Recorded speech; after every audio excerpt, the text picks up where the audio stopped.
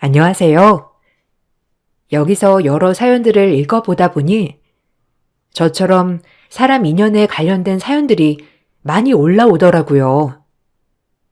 저 역시 요즘 사람의 인연이라는 것이 어떻게 될지 모른다는 걸 많이 깨닫고 있습니다. 저는 결혼 5년 차 직장인입니다. 남편과는 집안 소개로 만나게 되었어요.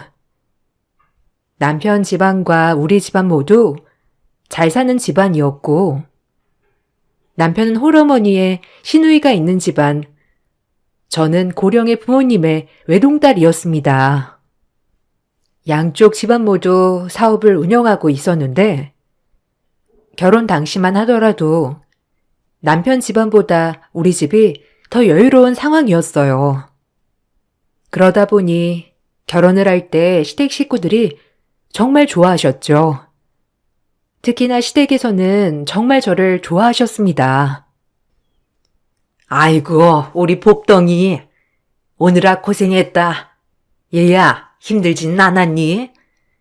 결혼 준비하면서 이것저것 신경 써야 할 것들도 많을 텐데 굳이 시간 내서 여기 오지 않아도 된단다. 나는 정말 너한테 너무 고마워. 사실 주변에도 홀시어머니라고 하면 다들 꺼리는 경우가 많은데 그런 거 하나도 신경 안 쓰고 시집 와주니 우린 너무 고맙지. 정말 고맙다, 유진아. 아유, 어머님, 그런 말씀 마세요. 상훈 씨도 그렇지만 저는 어머님도 너무 좋으신 분이셔서 결혼하는 건데요. 상훈 씨가 누굴 닮아서 이렇게 배려심이 많은지 궁금했는데 어머님 성격을 닮았나 봐요. 어머님 덕분에 상훈 씨 배려로 저도 너무 행복하게 잘 준비하고 있어요. 저희 쪽에서 어머님과 가족분들께 전할 예단 보낸다고 하시는데 혹시 준비해야 할 거 있다면 말씀해 주세요. 아니다. 어머니 아버지도 힘드실 텐데 이것저것 신경 쓰시려고 하면 너무 힘들어서 안 된다. 무리하시지 마시고 그냥 예단이나 예물 이런 건 생략해도 좋으니 너무 신경 쓰시지 말라고 전해드려라. 안 그래도 한번 만나 뵙고 이런저런 이야기를 할까 싶었는데 요즘 바쁘실까 싶어서 말씀을 못 드렸구나. 그러니 유진이 네가 가서 잘 말씀드리렴. 아니에요, 어머님. 저도 외동딸이고 그래서 엄마가 더 많이 챙겨주고 싶다고 하시더라고요. 어머님 그렇게 말씀해 주셔서 감사해요. 어머님 쪽에서도 아마 오시는 하객분들 많으실 거라고 저희 부모님 쪽에서도 많으실 것 같아서 이것저것 생각하다 보면 잘 준비를 하는 게 나을 것 같다고 하더라고요. 엄마도 처음이자 마지막으로 시집 보내는 딸이라서 더 잘해주고 싶은 것 같아요. 결혼을 할 당시만 하더라도 시댁에서는 저를 너무나 귀하게 여겨주었습니다. 저희 쪽에서도 첫 결혼이고 자식이 하나밖에 없다 보니 할 수 있는 건 다 해주고 싶다고 생각을 하셨죠. 그래서 양가, 예단, 예물 모두 다 고급으로 준비를 했고 주변에서도 다들 부러워하는 성대한 결혼식을 올리게 되었습니다.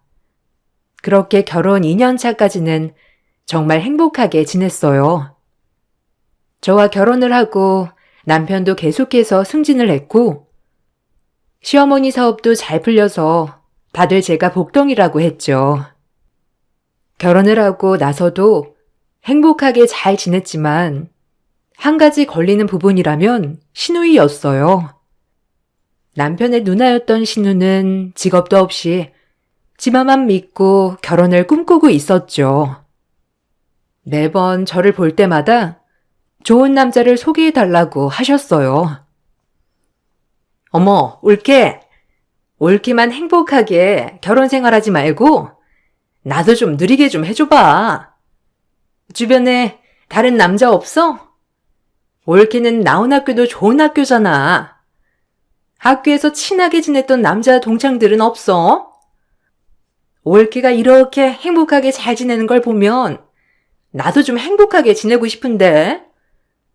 올케가 어떻게 한번 알아봐. 저번에 소개를 해준 사람은 그래도 좀 낫더라. 그래도 내 타입은 아니야. 형님, 제가 이번만 해도 10번은 더 소개를 시켜드렸잖아요. 저번에 소개를 해준 사람도 제가 겨우겨우 부탁해서 소개팅 했는데 그때도 형님 마음에 안 든다면서 퇴짜 놓으셨잖아요. 그래 놓고서는 또 소개를 해달라고 하면 제가 할 말이 없네요. 저도 주변에 남자 인맥은 여기서 끝이에요. 그냥 다른 방법으로 만나보시는 건 어때요? 형님 직장도 다녀보시고 하면 많이 만날 수 있잖아요. 에이, 직장 다녀봤자 거기서 거긴 사람들만 만날 텐데 어떻게 해? 나 그렇게 눈 높은 사람은 아닌데 그래도 우리 집안 급이 있지. 어느 정도는 갖추고 있어야지. 내가 정말 다른 건 안 바라고 그냥 직장은 대기업 평범한 직장인이었으면 좋겠네. 거기다가 집은 자가로 해올 수 있을 정도면 좋겠고 여기에 난 얼굴은 크게 따지지 않는데 키는 좀 컸으면 좋겠어. 형님, 그게 다 따지시는 거죠. 이것저것 다 따지시다 보면 인연 만나기 힘들어요. 형님 눈도 높아가지고 만족스러우신 분이 어떤 분인지를 모르겠네요. 그러니까 제가 소개해드리는 것보다는 직접 한번 사람을 만나면서 알아보시는 것도 좋을 것 같아요. 직장 고민되신다면 그건 제가 어떻게든 소개를 해드릴 수 있으니까 걱정하지 마세요. 아니, 지금 어떻게 직장에 다녀? 나도 나이가 있는데 그냥 엄마 품에서 살아야지 뭐. 그래도 어떻게 마음에 드는 사람 한 명은 나타나겠지? 올케 부모님한테도 한번 부탁드려봐. 나 정도면 그래도 꽤 봐줄만 하지 않아? 직장 없어도 요즘은 얼굴 반반하면 잘 데리고 간다고 하는데 나는 영 나타나지 않아서 고민이네. 신우이는 우리가 연애를 할 때부터 결혼을 빨리 하고 싶어 했지만 결혼 3년 차가 되었을 때까지도 제대로 된 사람과 연애 시작도 하지 못한 상황이었습니다. 그러다 보니 남편이며 시어머니며 항상 신우 때문에 고민이 많았죠. 남편 역시 주변에서 여러 번 소개를 해줬었는데 신우가 퇴짜를 놓은 사람들도 많아서 항상 민망하다고 얘기를 했어요. 누나는 진짜 왜 그러나 몰라. 그냥 그 정도면 괜찮겠다 싶은데 뭘 그렇게 바라는 게 많은지 모르겠어. 아직 누나가 이팔 청춘인 줄 아나 봐. 이제 곧 조금만 있으면 나이 40이 될 텐데 지금도 이거 재고 저거 재고 다니고 있으니. 어쨌든 이번에도 다른 대기업 사원들 친해져서 소개해달라고 하는데 내가 어떻게 친해져. 아유, 민망해서 도대체 언제 정신을 차릴지 모르겠어. 안 그래도 나한테도 말씀을 하셔가지고 나도 더 이상 소개를 해줄 사람이 없다곤 했어. 근데 신우 입장에서는 사람들 만날 일이 없으니까 자꾸 소개를 받아서 인연을 만들려고 하는 것 같거든. 그래서 말인데 신우 어디 취업해서 다녀보는 건 어때? 그래도 밖에 나가서 일하면서 이런저런 사람들이랑 어울리고 그러다 보면 좋은 사람들 만날 수 있지 않겠어? 오, 그러네. 근데 누나 자존심에 웬만한 직장은 눈에 찰까 싶다. 한두 달 다니면 잘한 거 아닌가 생각이 드는데. 일단 한번 얘기는 해볼게. 누나도 요즘 많이 고민은 하는 것 같더라고. 주변만 해도 결혼한 지인들이 많아서 이제는 진짜 소개해줄 사람도 없는데 직접 한번 찾아보라고 얘기해야 될 것 같아. 나도 더 이상은 소개해주기 무리이고. 저의 말을 들었던 남편은 오히려 직장에 다니면서 사람들을 만나고 교류하며 만나는 것도 나쁘지 않겠다고 얘기를 했어요.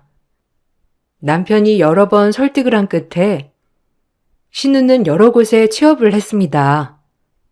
처음에는 마음에 들지 않아서 다니다가 그만두었다가를 반복했었지만 어느 순간부터 한 개인 사업체 사무직에서 오래 근무를 하더라고요. 저는 이게 좋은 신호라 생각을 했었는데 역시나 거기 사장님과 신우는 연애를 시작하게 되었습니다. 그로부터 1년 뒤 저는 임신까지 하게 되었습니다. 여기에 신우의 결혼 임박 소식도 전해지게 되었죠. 임신과 결혼 준비 소식이 알려지면서 시댁에서도 저보고 고맙다며 역시 복덩이였다며 좋아하셨죠. 시댁에는 이렇게 좋은 일들이 가득했지만 저희 집에는 우환이 찾아왔습니다.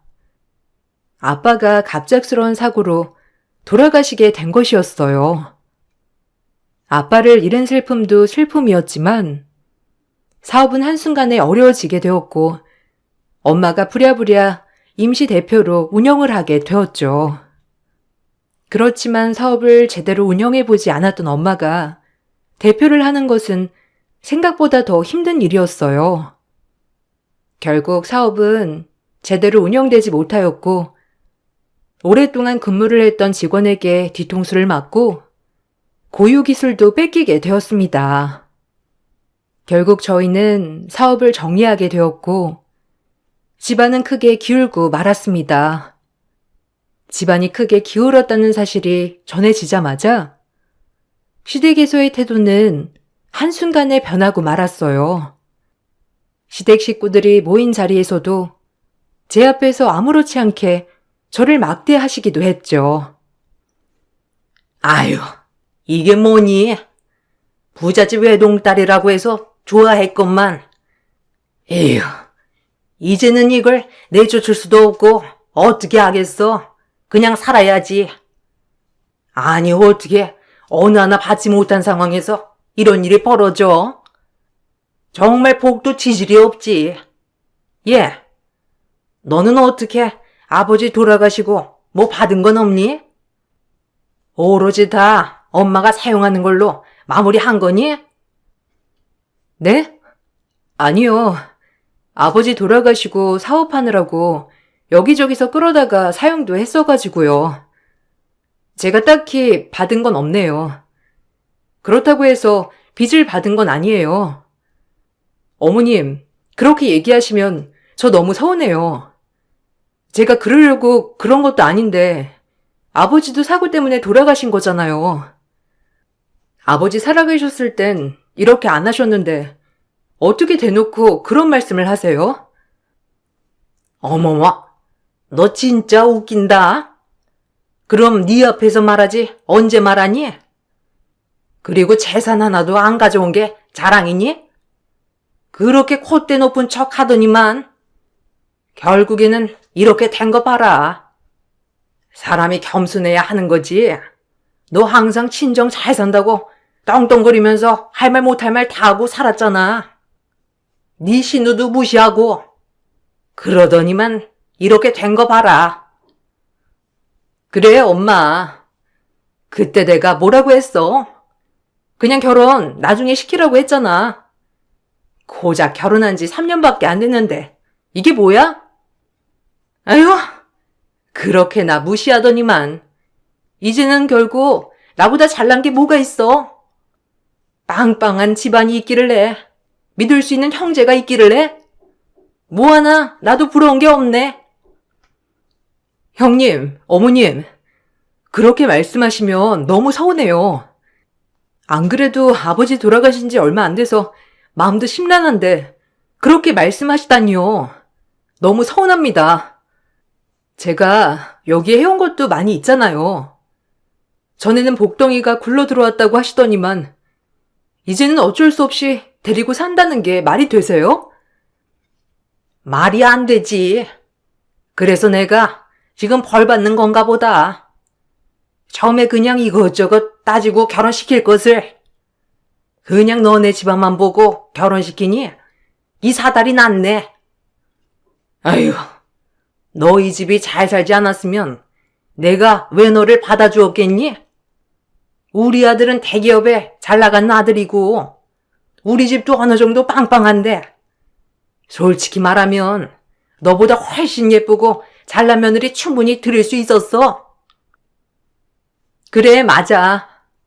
우리 상훈이가 얼마나 주변에서 남편감으로 탐냈는데. 그렇게 따지면 우리도 서운하지. 그동안 나보고 집안 믿고 시집도 안 간다면서 뭐라고 할 땐 언제고? 너도 아빠 배경 없이 살 수 있어야 하는 거 아니야? 시모와 신우의 말에 저는 너무 황당하고 상처도 많이 받았지만 무엇보다 더 상처가 되었던 건 남편의 태도였어요. 남편은 바로 앞에서 시모와 신우가 저에게 뭐라고 하던지 신경도 쓰지 않았죠. 그래서 돌아오는 길에 서운함을 표현했더니 남편은 오히려 저를 나무랐습니다.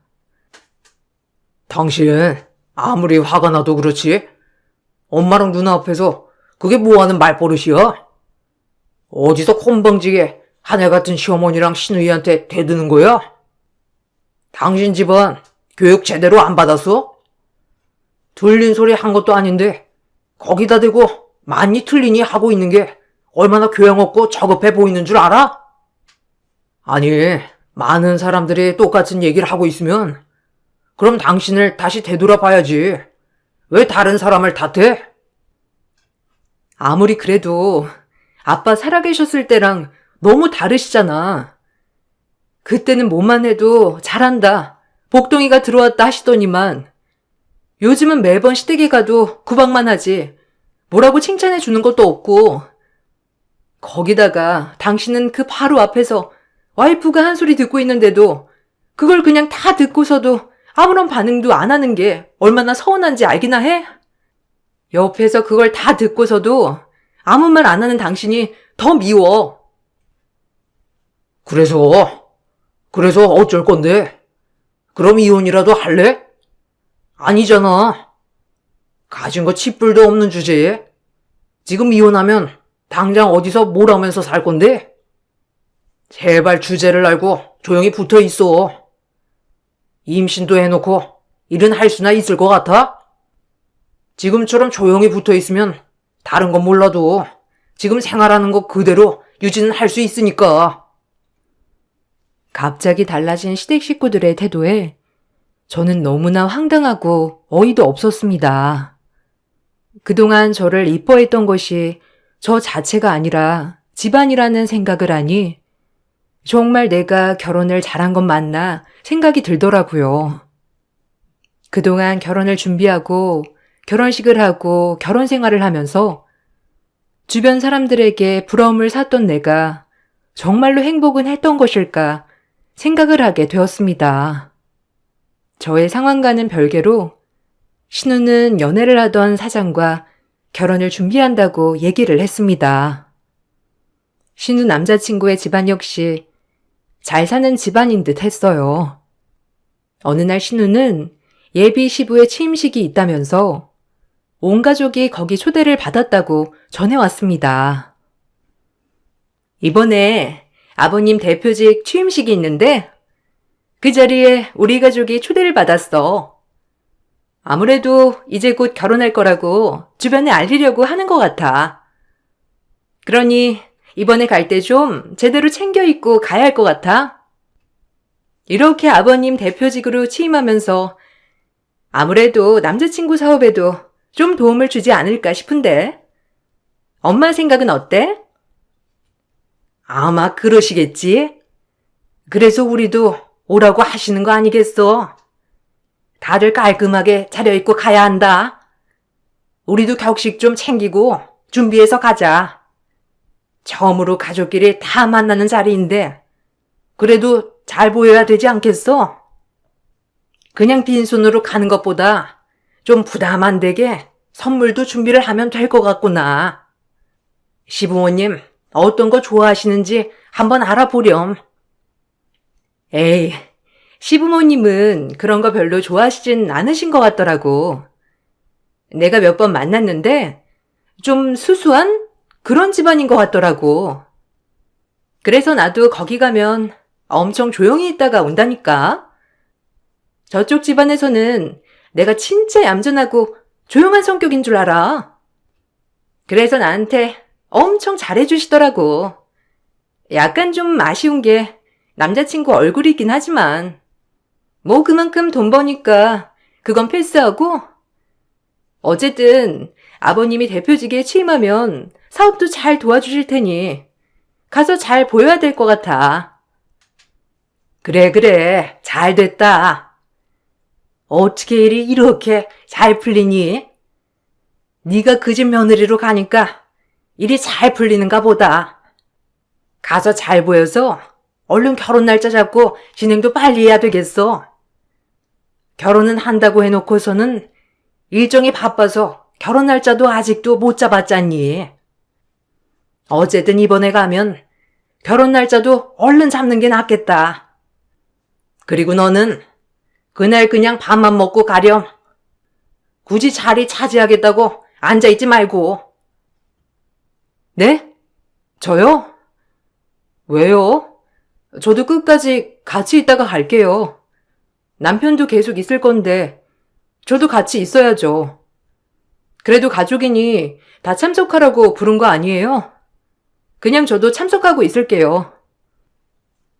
네가 왜 그 자리를 참석해? 진짜 우리 집안 사람들만 가서 참석하는 건데. 사돈댁에서 동생 결혼한 거 알고 있어서 어쩔 수 없이 너도 가서 잘 살고 있다는 거 보여줘야 하니까 그냥 눈치 없이 자리 차지하지 말고 얼른 밥 먹고 가렴. 가서 쓸데없는 말 얹으려고 하지 말고 어차피 너는 배도 불러왔으니까 힘들어서 집에 갔다고 할 테니까 대충 밥만 먹고 빠져. 엄마, 그런 거 걱정하지 마. 얘 기가 막히게 눈치는 빨라서 말 안 해도 잘할 거야. 아무튼 나중에 누나랑 결혼하면 매형되는 거지? 나중에 그럼 나도 챙겨주는 거 아니겠어? 나도 가서 잘 보여야지. 와이프 집안 망하고 이제 내 밥줄에 도움 줄 사람 없나 보다 했더니만 누나 덕분에 나 다시 희망 가져도 되겠다. 시댁 식구들의 대화에 저는 진절머리가 났습니다. 황당하면서도 어이가 없기도 했지만 이런 실체를 꽁꽁 숨기고 순진한 사람들을 속여 결혼을 하는 것 같아 소름이 끼치고 무섭기도 했어요. 그렇지만 얼굴도 누군지도 모르는 사람들에게 무작정 이야기를 할 수도 없었죠. 그렇게 대표직 취임식이 다가오게 되었습니다. 남편은 이미 시모와 시누이를 모시고 취임식에 먼저 간다며 나가버렸고 저보고 선물을 사들고 오라고 하더라고요. 저는 어떤 선물을 해야 하나 고민을 하다가 화분을 사가지고 갔습니다. 만삭의 몸으로 이것저것 바리바리 싸들고 가면서 이렇게까지 가야 하나 싶은 생각도 들었죠.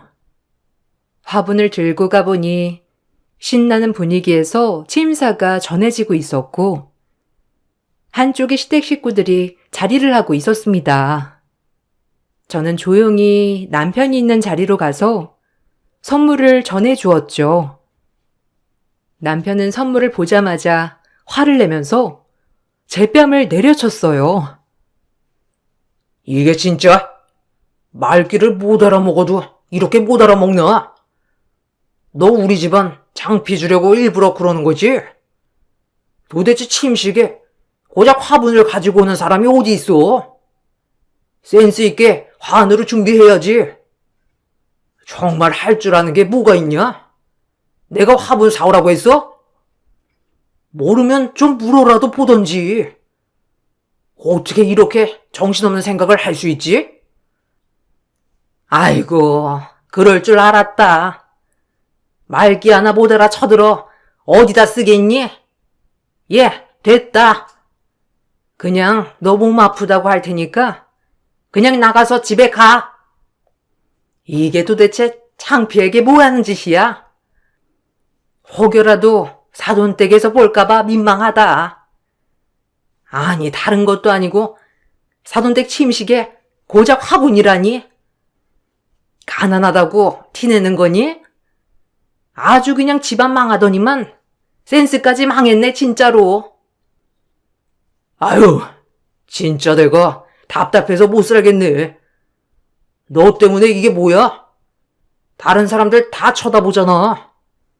오면서 입구에서 안 봤어? 다들 화환 보내온 거 못 봤냐고? 이런 화분은 작은 가게 오픈할 때나 놓는 거지. 사업체 대표직으로 취임하는 건데 고작 이걸로 뭐 이목이나 집중이 되겠냐고. 하여튼 간에 뭘 제대로 하는 일이 하나도 없어 정말. 진짜 당신 그냥 집에 가. 당신 얼굴 보면 화가 치밀어 오를 것 같다.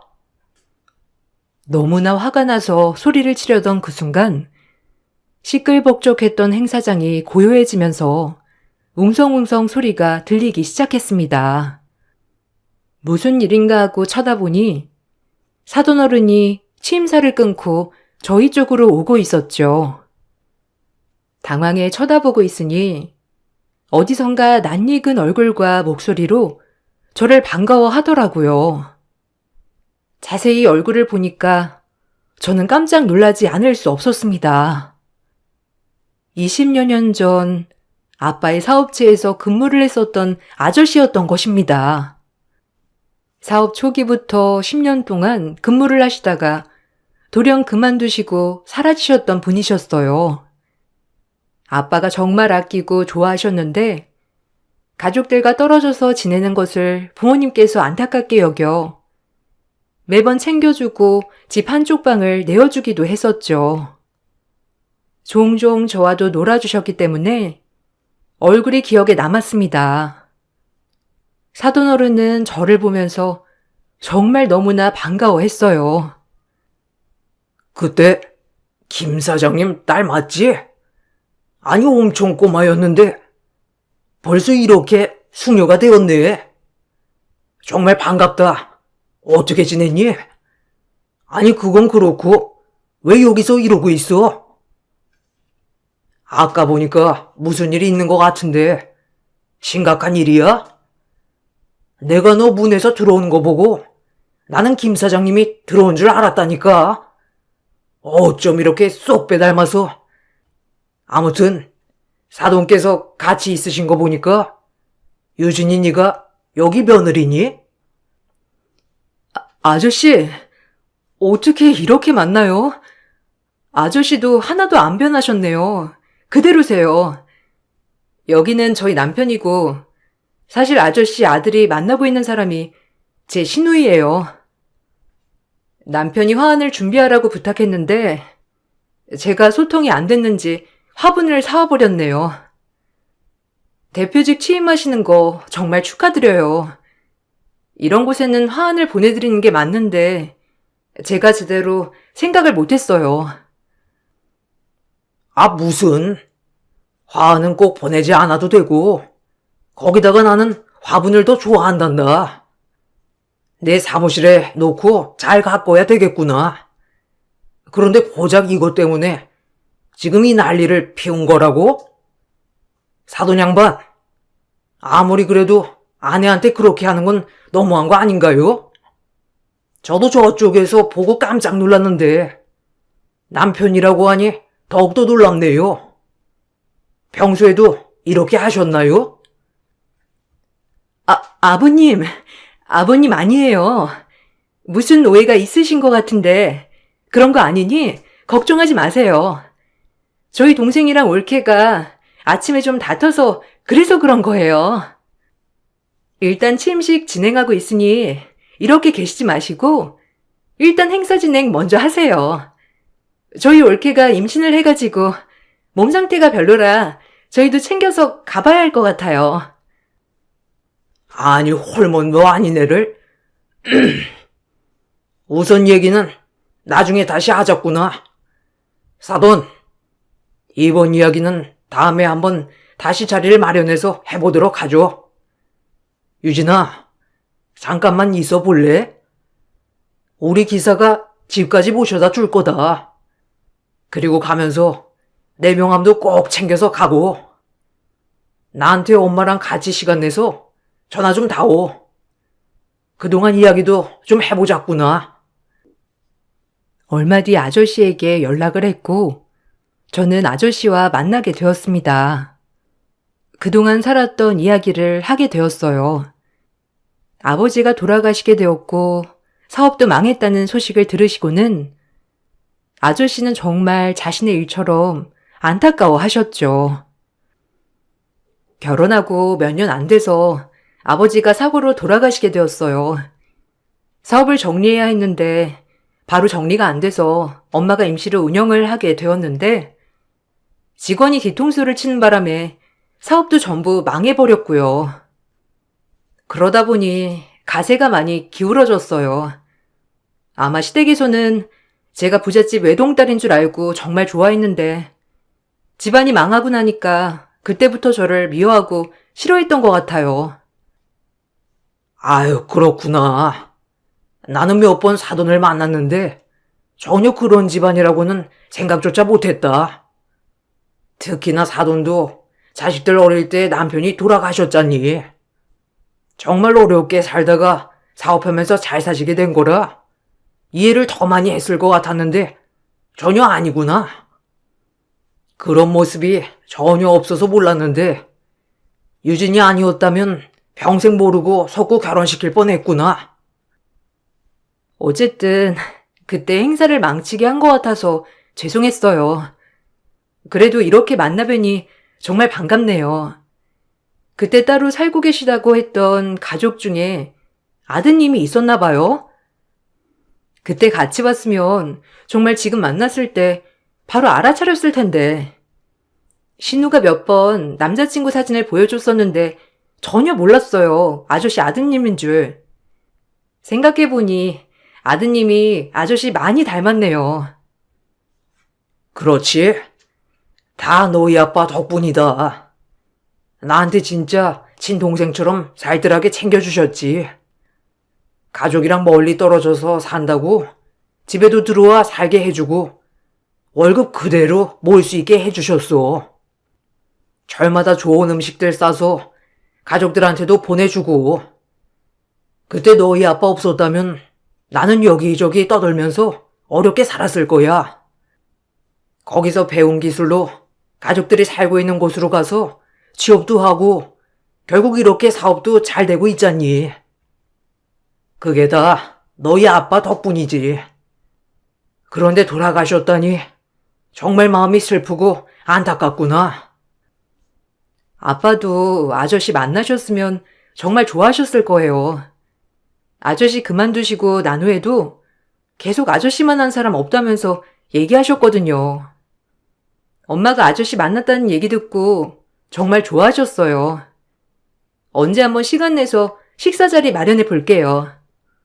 엄마도 정말 아저씨 좋으신 분이라고 매번 말씀하셨거든요. 저희 아빠도 아저씨가 좋으신 분이라고 생각하셔서 잘해주셨을 거예요. 아유, 그때의 은혜를 지금 보답해야 하겠구나. 일단 어머님이랑 유진이랑 같이 살 수 있는 집이 있는데 거기로 이사 오는 건 어떠니? 저번에 상황 보니까 더 이상 남편이랑 사는 것도 답이 아닌 것 같은데 이혼 준비도 한다면 내가 변호사도 알아봐 줄 수 있다.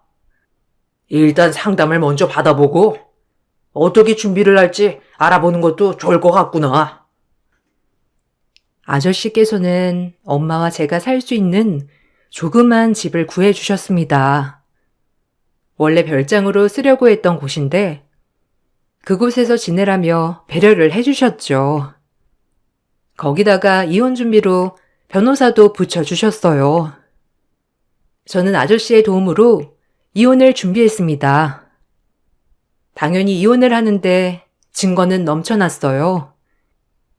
그동안 시댁 식구들이 저에게 보낸 문자와 통화 녹음만으로도 부당 대우가 입증될 수 있었거든요. 그렇게 저는 이혼을 준비했고 신우에게는 파혼 통보가 전해졌습니다.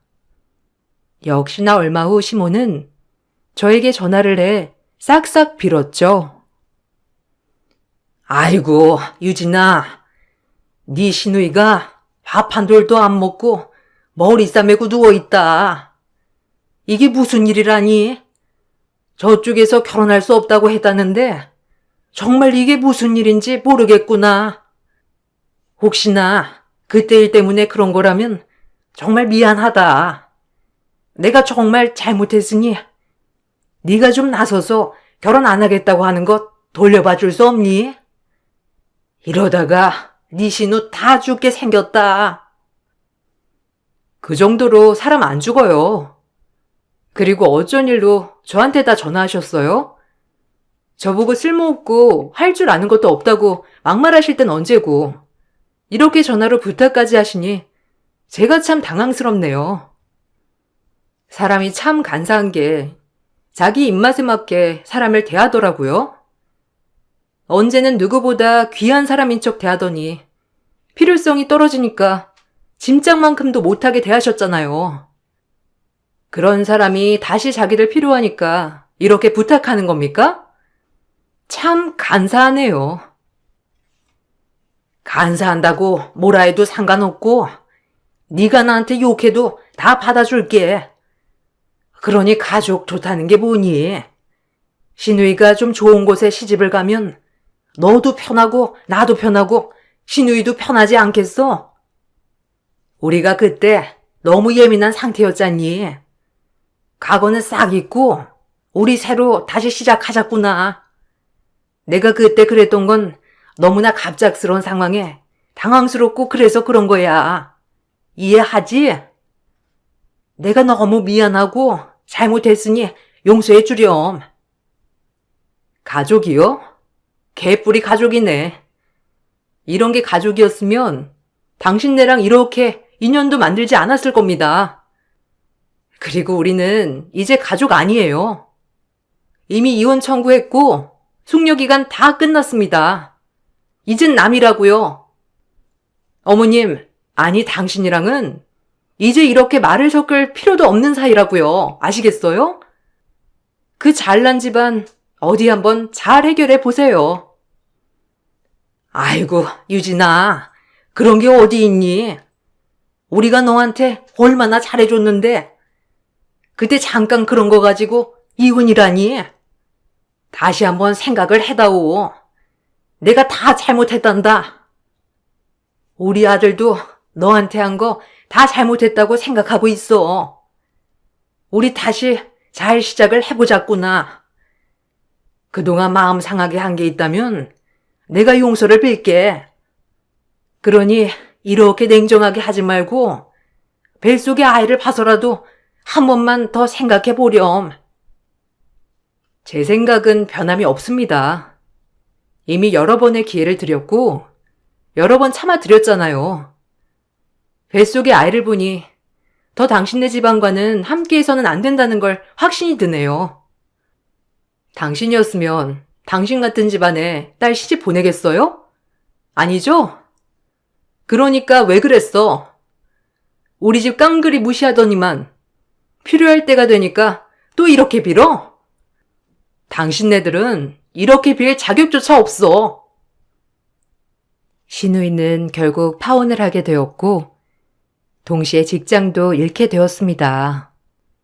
저 역시 남편과 이혼을 했고 위자료로 3천만 원을 받게 되었죠. 남편은 폭행에 대한 보상에 대해서는 인정할 수 없다고 했지만 취임식 당시 남아있던 내부 영상 자료로 확실하게 남편의 폭행을 입증할 수 있었어요.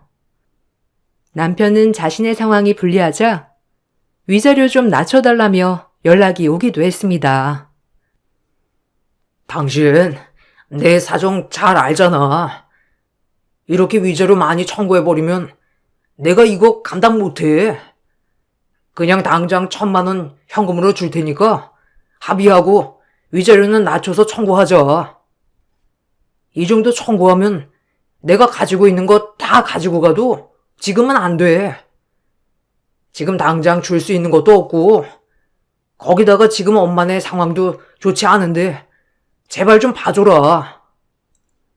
왜? 그때는 그렇게 무시했으면서 그거 다 자신 있으니까 그런 거 아니었어? 사람들이 그렇게 많은 곳에서도 당당하게 내 뺨 때려놓고서는 이제 와서 돈 주려고 하니 겁나니? 영상은 이미 있고 당신이 나 때렸다는 거 본 사람도 수십 명이야. 고작 몇 천만 원으로 내가 그때 당했던 모욕이 사라질 거라고 생각하는 게 웃기네. 마음 같아서는 당신한테 몇 억이고 청구하고 싶거든. 아니, 내가 때려봤자 얼마나 세게 때렸다고 그래. 그냥 톡 한 번 친 거 가지고 왜 그렇게 호들갑이야? 당신, 내가 잘못했어.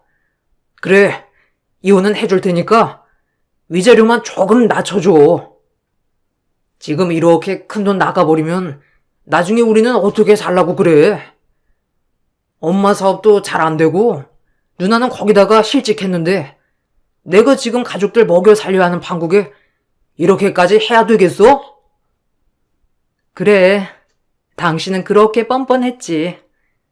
얼마나 잘난 집안이길래 나를 이렇게 무시하나 싶었는데 가진 게 없으니까 그런 발광도 할 수 있는 거구나 싶네. 난 위자료 낮출 생각 전혀 없어. 당신 얘기 들어보니 내가 너무 봐줬단 생각이 드네.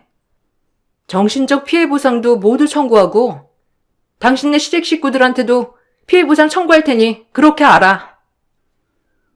남편뿐만 아니라 이혼 사유의 제3자였던 신우와 시모까지 포함해 청구를 진행하였고 위자료 1,000만 원씩을 더 받을 수 있었어요. 저는 원래 다니고 있던 회사는 그만두면서 아저씨의 회사로 이직을 하게 되었어요. 아저씨의 배려 덕분에 엄마와 저는 좋은 집에서 새로운 삶을 시작하게 되었습니다.